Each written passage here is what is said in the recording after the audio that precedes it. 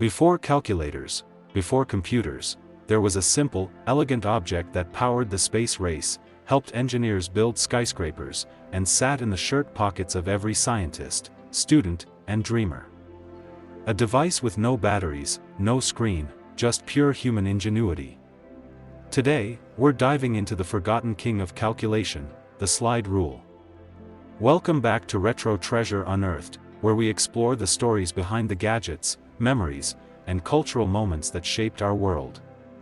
In today's episode, we're traveling through the rise, rule, and eventual disappearance of the slide rule, the analog computer that changed history.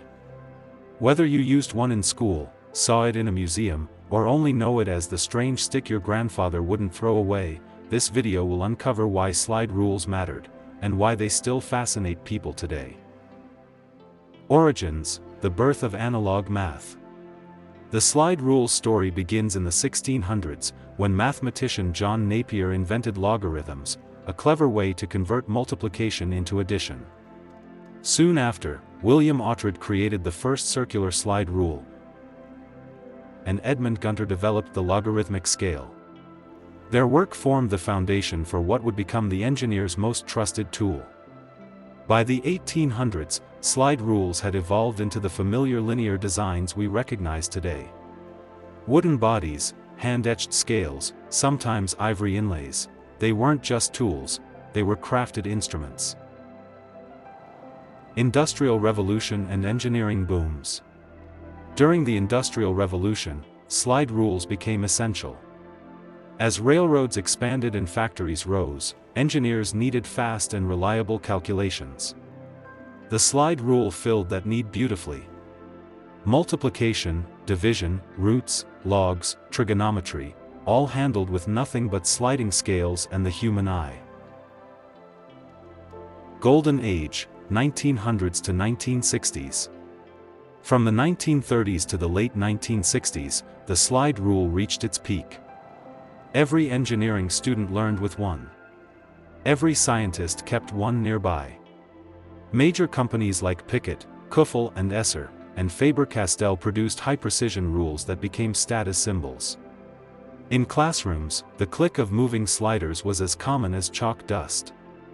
In laboratories, engineers wore pocket slide rules clipped into their notebook covers like badges of honor. Slide rules in war and science. World War II accelerated the need for fast calculations.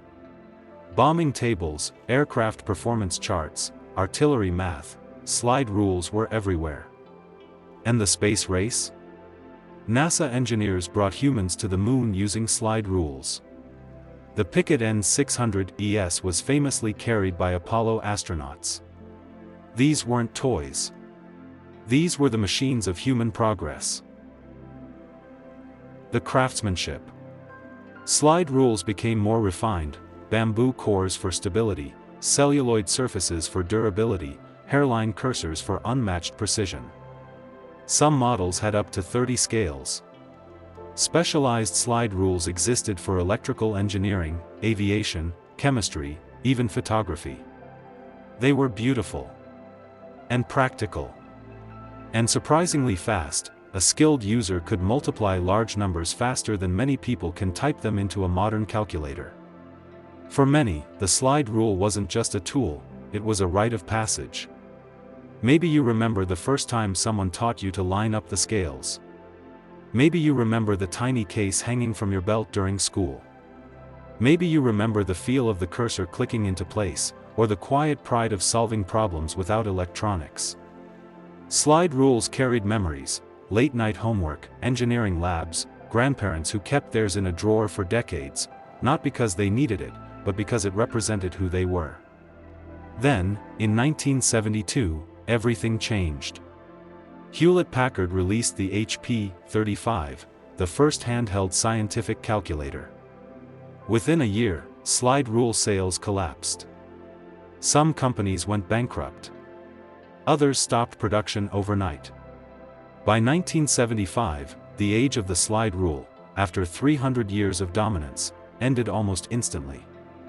Students traded their wooden rulers for glowing red LED numbers. The future had arrived.